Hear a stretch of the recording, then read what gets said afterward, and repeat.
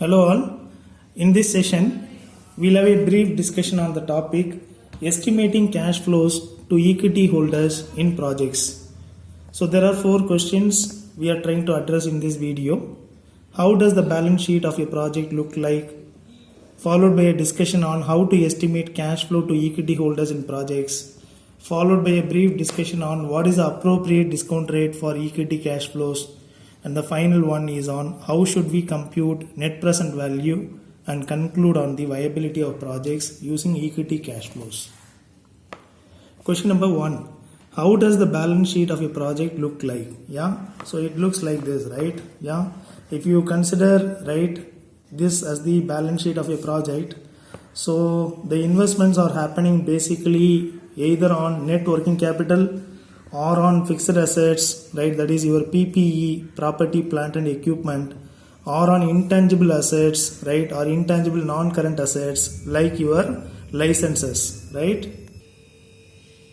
If you look at the other side, the money, right, required for investing in working capital or PPE or intangible assets, right, assuming these are all your initial investment and delta investments which will happen on subsequent periods, it has to come either from equity holders, that is owners contribution, or it has to come from debt holders or lenders or banks or financial institutions, right?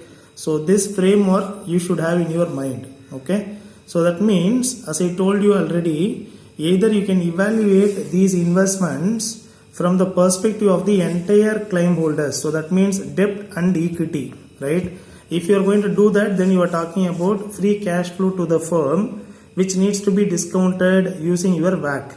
If you are going to remove this debt holders and you are going to ask only one question, what happens to the equity holders? Okay, so that means equity shareholders many times are not bothered about what happens to the entire firm, right? They want to know what is that they are getting after every payment is made in terms of expenses, taxes and debt payments, right? So that means if you are going to evaluate project only from the equity shareholders perspective, now we need to, right, estimate cash flows only for equity holders, and we need to discount those cash flows using, right, cost of equity, right? So that is the crux of this session, right? So that means I am repeating, what does the balance sheet of a project look like? In the left hand side of the balance sheet of a project, you have investments either in your current assets minus current liability, that is your net working capital, and your non-current assets consisting of tangible fixed assets and intangible fixed assets, right? Whereas the money is coming either from your debt holders or from equity holders. A project can be fully funded by equity holders, that is a possibility, but a project cannot be fully funded by debt holders. You need to have some minimum amount of investment from equity holders, right? So that means the combination is either fully by equity holders or equity and debt holders. It is not fully by debt holders because that is not practical, right? Correct? So I move ahead. I take you to the second question. The second question is this: how to estimate cash flow for equity holders in projects? So there are 2 legs. One is your cash outflows. So that is how much is the money we are going to invest initially and in subsequent period. And if you are going to make use of both debt and equity funding, we are interested in knowing what is the proportion of equity funding. Say for example 50%, right? So when it comes to cash inflow, we are going to start with PAT. We will add depreciation and amortization. We will go for plus or minus delta net working capital.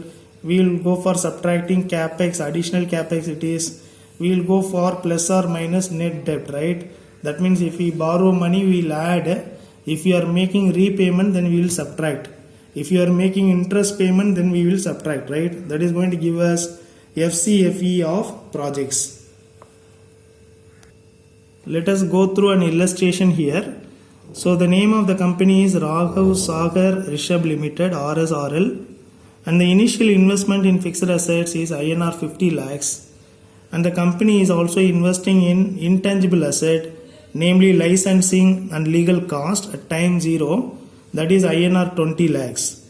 Investment tax credit available for the firm by the government is 10% on investment only in fixed asset, not on licensing and legal cost, right? At the time of right initial investment or at time 0, and it is netted against initial investment. So that means 10% on 50 lakhs, 5 lakhs is the investment tax credit given by the government.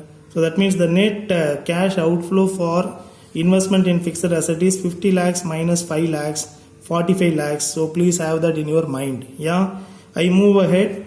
The sales revenue per annum estimated for the entire life of the project is INR 100 lakhs. The variable cost per year, it is 70% of revenue. The annual fixed cost is INR 20 lakhs per annum. The tax rate is 50%. The life of the project is 5 years. Salvage value at the end of the life of the project, that is 5 years, is expected to be 0. Ignore additional capex, net working capital and delta net working capital in this problem, okay, or case. And the weighted average cost of capital for the project is 10%. Cost of equity for the project is 14%, right? So these are all the given information, right? You can just have a quick look at this once again. Yeah. So I take you to the estimation process. So let us first do what is known to us. Let's first find out what is the net cash flow for the entire project.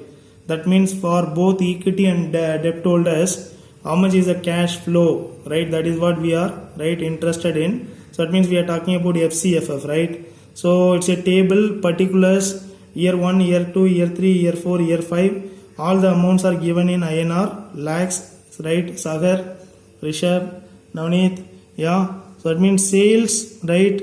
Growth rate is 0. So that means first year is 100, every year it is 100, 100, 100. Variable cost is 70% of sales revenue.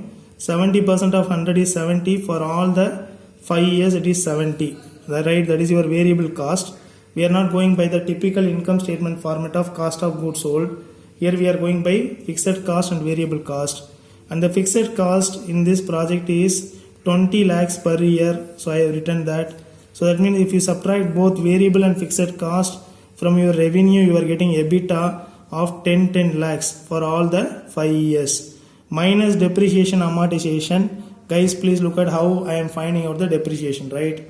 So that means initial investment in property, plant and equipment is 50 lakhs plus intangible asset is 20 lakhs license cost minus investment tax credit of 5 lakhs for the tangible asset. So that means total is 65 lakhs divided by 5 years gives us the annual depreciation of 13 lakhs. Every year it is 13 lakhs, right?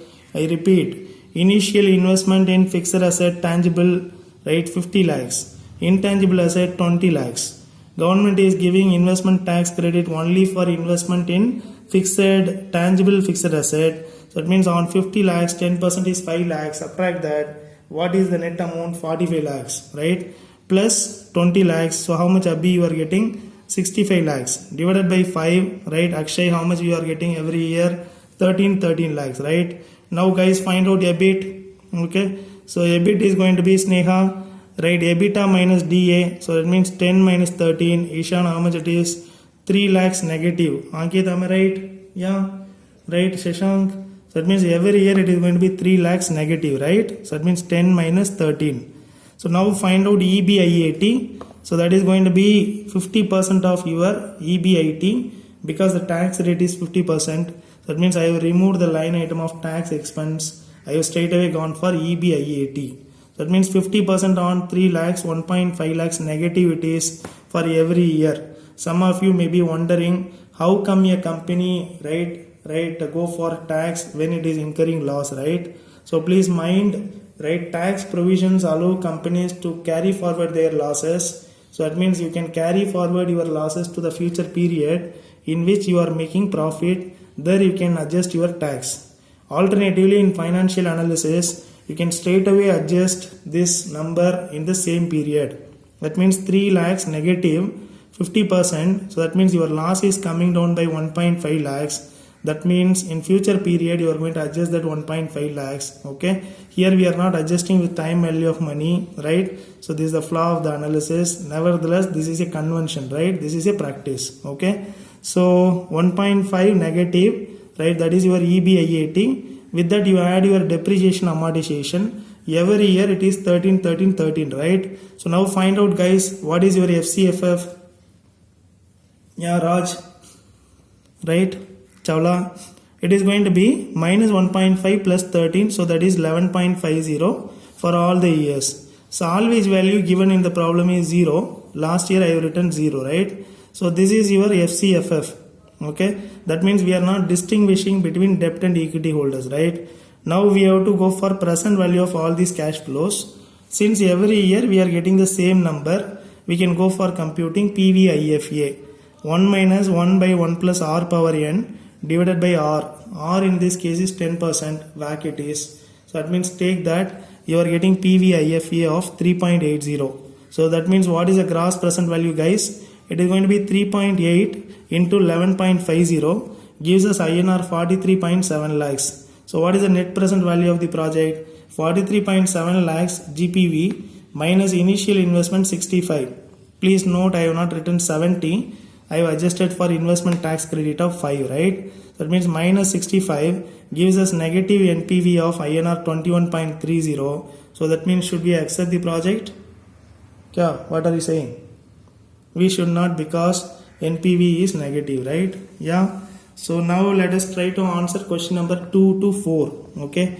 The questions are related to this, right? How should we compute equity cash flow to projects, right? How should we, or what is the appropriate hurdle rate or discount rate for equity cash flows? Last one is how will we compute net present value of project using equity cash flows, right? Yeah. So we are going to discuss all these three. But one important thing is hurdle rate. As I told you already, there is a matching principle. So that means if you are taking free cash flow to the firm as numerator, you have to take WACC as the denominator. Okay. On the other hand, if you are taking free cash flow to equity as the numerator, you have to take cost of equity as your denominator or discount rate, right? So now let's try to find out how the equity cash flows, right, are computed.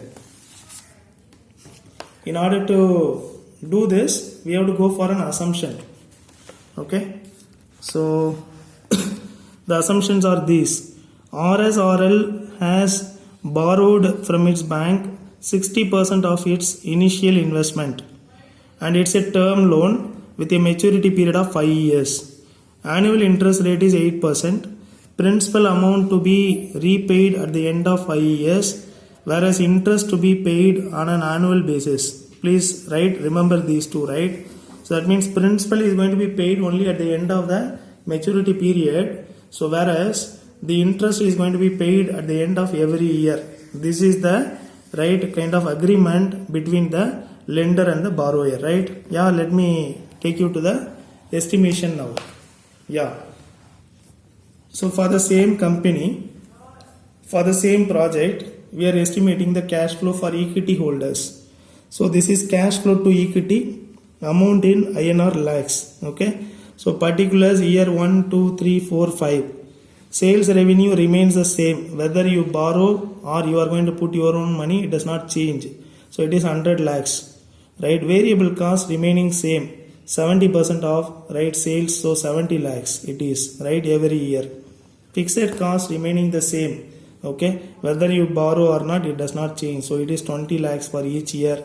So EBITDA remains same, that is 10 lakhs for each year. Depreciation amortization remains same, 13 lakhs for each year.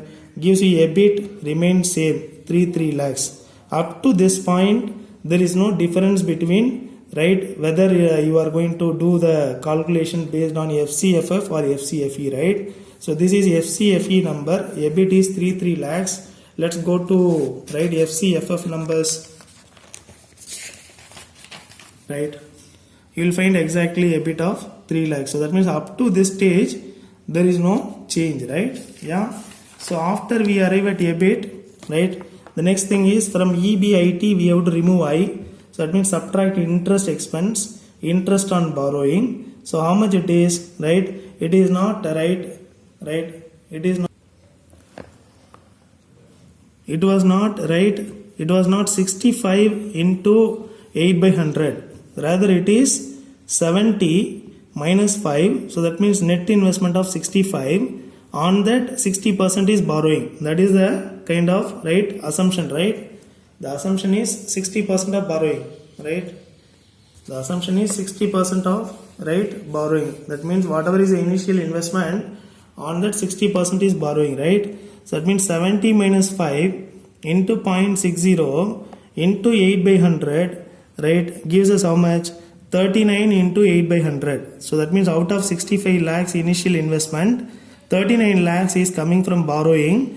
Remaining 26 lakhs, right, are put in by equity investors, right? So that means on 39 lakhs, 8% interest is coming to be 3.12 lakhs. For all the years it is remaining same because the loan agreement requires you to repay the principal amount only at the end of the life of the project, that is 5 years, right? So that means the interest remains the same. So from EBIT, if you subtract IE interest, you are getting EBT. So EBT is how much? 6.12 negative it is. So loss of 6.12 operating loss it is. Every year it is 6.12 lakhs. Now you have to find out PAT. So that means assume this is EBT. So 50% of EBT is your PAT. So that means on 6.12 lakhs, 50% is 3.06 lakhs. So every year your PAT or net income, here it is net loss, is 3.06 lakhs. Convert this into cash flow. That means add depreciation amortization 13 lakhs. You are getting FCFE. So that is 9.94 lakhs for each one of the 5 years, right? Yeah. Now find out the PVIFA, right? Because each year you are getting the same number. 1 minus 1 divided by 1 plus R power n divided by R. R here is 14%, n here is 5, gives us PVIFA of 3.43. So that means what is the gross present value? The gross present value is going to be, right, 9.94 into 3.43. Okay.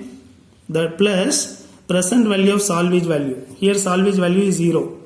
Minus present value of principal repayment. Please be careful in including this. Okay. Initially when you have borrowed money, it is going to increase the cash flow to the equity holders.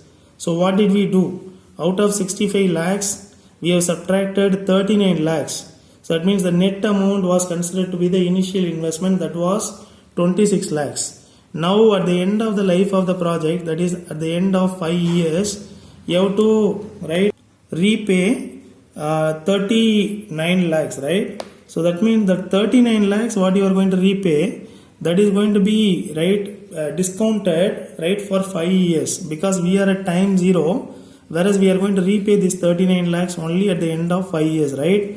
So that means 39 by 1.14 to the power 5. Okay. So if you are going to do this adjustment, right, what is the GPV it comes to? It is INR 13.83 lakhs. I am repeating, right? Present value of cash inflow from the project is every year cash flow of 9.94 into PVIFA of 3.43 gives us present value of cash inflow of 34.09 plus present value of salvage value is 0 minus present value of principal repayment at the end of 5 years is going to be 20.26. So that means how much is the GPV we are getting? We are getting INR 13.83 lakhs, right? So now let us find out the NPV. So 13.83 lakhs GPV minus what is your, right, equity outflow, right? The cash outflow from equity holders for the initial investment. That means total initial investment of 65 lakhs into 40%, 0.40 gives us 26 lakhs. So that means if you are going to subtract this, the net present value is negative INR 12.17 lakhs. Okay. So that means what should we do? Right? We should reject the project, right? We should reject the project. So this is how we have to take the decision if you are going to take, right, or if you are going to go through the route of, right, your equity cash flows, right? Yeah. So guys, so this is the summary. So in this video we have answered 4 questions. How does the balance sheet of a project look like? How to estimate cash flow to equity shareholders in projects? What is the appropriate hurdle rate for equity shareholders in project analysis? How should we compute net present value and conclude on the viability of the project using equity cash flows? See you guys in the next video. Please take care.